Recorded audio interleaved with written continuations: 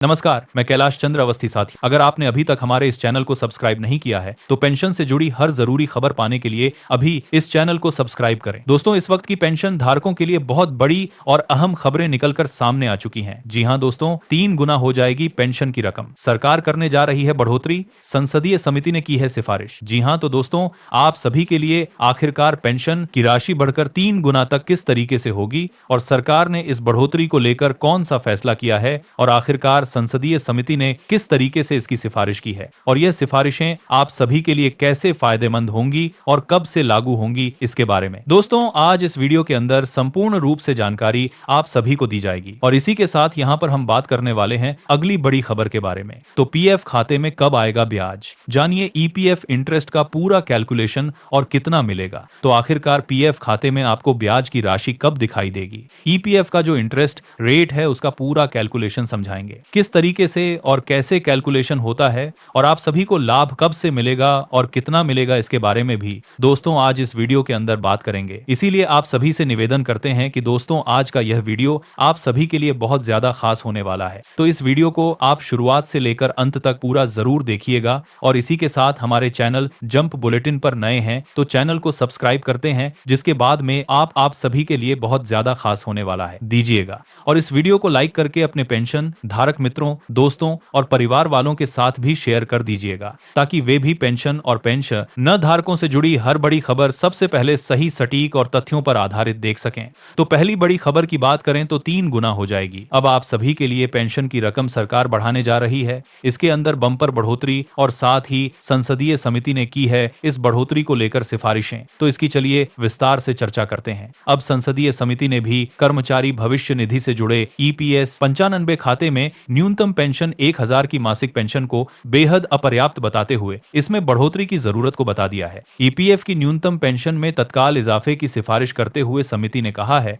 कि वर्तमान दौर में जरूरतों के मद्देनजर इसे अधिक वास्तविक ही नहीं बल्कि सम्मानजनक स्तर तक भी बढ़ाया जाना चाहिए। संसदीय समिति ने इस सिफारिश में लंबे अरसे से ईपीएस खास करते हुए 95 के तहत न्यूनतम मासिक पेंशन 7500 किए जाने की कर्मचारी संगठनों की मांग को एक मजबूत आधार दे दिया है। वैसे सूत्रों के अनुसार सरकार पहले से ही पेंशन को बढ़ाकर 0 से 3000 करने पर विचार आप सभी के लिए कर रही है। तो 1000 की न्यूनतम पेंशन जैसी की तैसी। जी हां दोस्तों, समिति के अनुसार बढ़ती महंगाई के बावजूद बहुत लंबे समय से 1000 की न्यूनतम पेंशन जैसी की तैसी बनी हुई है और सबूतों की जांच में पाया गया है कि न्यूनतम पेंशन में वृद्धि के लिए पेंशन भोगियों से बहुत सारे आवेदन मिले हैं। खासकर बुजुर्गों और आर्थिक रूप से कमजोर लाभार्थियों की वित्तीय कठिनाइयों को देखते हुए इसमें वृद्धि की जो जरूरत है वह समझी गई है। समिति के अनुसार केंद्र सरकार पहले से ही इस योजना में वित्तीय सहायता दे रही है, जिसमें ईपीएफ के मौजूद सदस्यों के लिए 1.16% का योगदान और 1000 की मासिक न्यूनतम पेंशन सुनिश्चित करने के लिए दिया जाने वाला बजटीय आवंटन शामिल है। न्यूनतम पे अनशन में बढ़ोतरी के लिए समिति ने श्रम मंत्रालय से बजटीय सहायता बढ़ाने की संभावनाओं को तलाशने का भी सुझाव दिया है,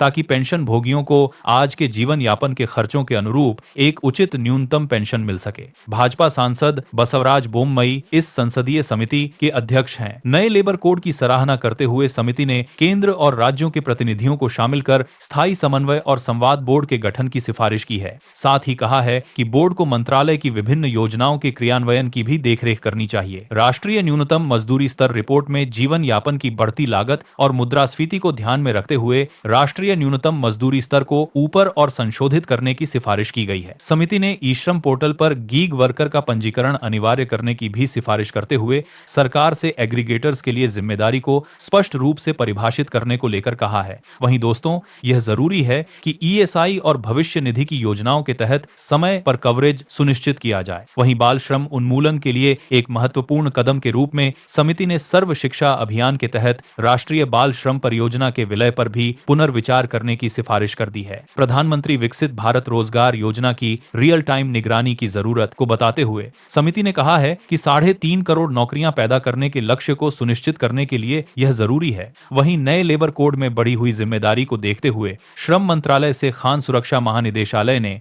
खाली पड़े पदों को भरने और अधिक निगरानी प्रौद्योगिकी को अपनाने के लिए कदम उठाने की भी सलाह दे दी है। तो यह बहुत बड़ी खबर आप सभी के लिए आ चुकी है। 2019वां प्रतिक्रियान के अधिक निगरान परारे। वहीं अगली बड़ी खबर को लेकर बात करें तो ईपीएफ ईपीएफओ की ओर से बड़ी खबर निकलकर मने आ चुकी है। पीएफ खाते में कब आएगा ब्याज, जानिए ईपीएफ इंटरेस्ट का पूरा कैलकुलेशन और कितना मिलेगा आप सभी को फायदा। जी हाँ, तो दोस्तों, देश के करोड़ों नौकरी पेशा लोगों के लिए पीएफ उनकी सबसे बड़ी बचत में से एक होती है। हर साल की तरह इस बार भी लोग यह जानने को उत्सुक हैं कि उनके पीएफ खाते में ब्याज कब आएगा और कितनी रकम जुड़ने वाली है। ईपीएफओ के सेंट्रल बोर्ड ऑफ ट्रस्टीज ने आगामी वित्तीय वर्ष के लिए 8.25% ब्याज दर तय कर दी है। नौकरी करने वाले लाखों लोगों के लिए प्रोविडेंट फंड उनकी भविष्य की बचत का बड़ा सहारा होता है। अब कर्मचारी भविष्य निधि संगठन यानी कि ईपीएफओ के सेंट्रल बोर्ड ऑफ ट्रस्टीज ने इसको लेकर फैसला ले लिया है। इसके बाद कर्मचारियों के मन में यह सवाल उठाने वाले कर्मचारियों के पास रापी वारिकू रहे हैं कि यह ब्याज उनके खाते में कब तक आएगा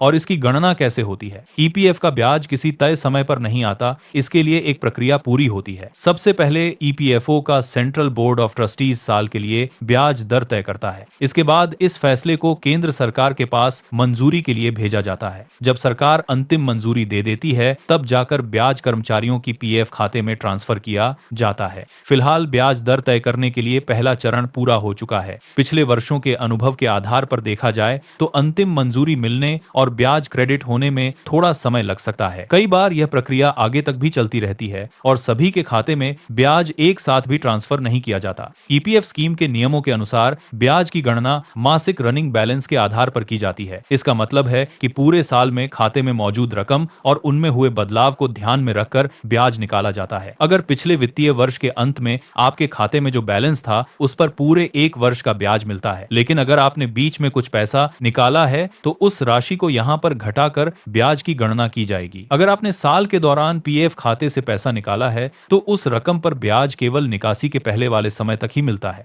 अगर साल के दौरान आपके खाते में नई रकम जमा होती है तो उस पर ब्याज जमा होने के अगले दिन से लेकर वित्तीय वर्ष के अंत तक दिया जाता है और वहीं साल के अंत में कुल ब्याज की राशि को नजदीकी पूरे रुपए में राउंड ऑफ कर दिया जाता है। अब दोस्तों, कर्मचारियों के लिए क्यों है यह फायदेमंद? तो ईपीएफ पर मिलने वाला ब्याज आम बचत स्कीम के मुकाबले बेहतर माना जाता है। यही वजह है कि यह नौकरी पेशा लोगों के लिए लंबी अवधि की सुरक्षित बचत का एक महत्वपूर्ण साधन बन सकता है। यानी कि ईपीईएफओ के ब्याज को लेकर आप सभी के लिए हाल फिलहाल में शानदार अपडेट निकलकर सामने आ चुका है। धन्यवाद।